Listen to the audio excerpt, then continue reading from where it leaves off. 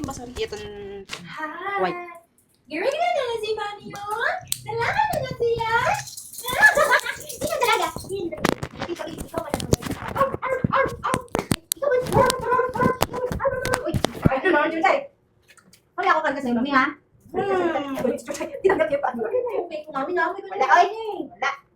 Ano? Postpone. Next year na lang, Wait baby. lang ha. Baby, next year na lang, baby, ha? Kay Ashley na lang, mag-share. Gusto na lang yung mga cake nito kung Ashley, patong-patong doon. 3 layer. Hindi chuchu mo pagkayo. See? Love na lang yun ako. Namali pa nga. Blam. Si Mami yun. Si Mami yun. Sila nang kagay natin. Nanto ka na, Mami? Ah, parang nanto ka na. Timmy Cutie! Timmy Cutie! Happy birthday, happy birthday, happy birthday, Mommy. Yeah. Happy birthday to Arjun, ha? Biata man, wala na alam. Sige, gilo.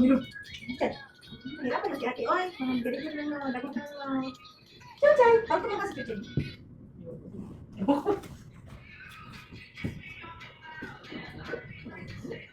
Bakit ba yan? Ano ba si Ube? Hype lang talaga yung mabigay sa kanya kasi iba sa ulan.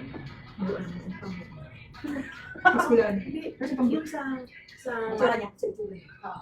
Pang siya. Kumbaga, kung ako yung nagpaalak sa kanya, kita ko agad na, hindi, rejection. Talaga. Kaya nga siguro yan yung naiwan sa anak ni Matcha. Tingnan naman mukha nito. Ang problema naman dito, yung height niya, sobrang laki. Dapat talaga kasi. Mas mahaba katawan nito kasi nagpalit sila ng ng figure. Pero talaga, lagi ko tinitingnan si Ube na Ang pangit. Nagdalawang isip siguro si Lord kung gagawin yung lalaki o babae. Kahit siya nalito na siya. Pambay na ikaw, bebe. Clever man to clever. Beautiful princess lang daw ako, Achi. Oy! Huwag yung ulo ni Organs sa kanya. Palit na. Mami, utuloy ko na ulit ang sister. Palit na kayo. Okay na rin, Mami? Oo. Okay lang yan. Ganun ako. Kita niya, palit ko rin. Okay lang yan. Mami, asa yung kwenta sa Chuchay? Ewan ko ba't natanggal yun? Pati yung kay Timmy, hindi na... Lang, dami ba? Hindi, sabag ko. Oy! Isa kong kabilat down. Nilay. Regla na. Magsabay yung sabay ko. Pati na siya, magpipiti. Chay!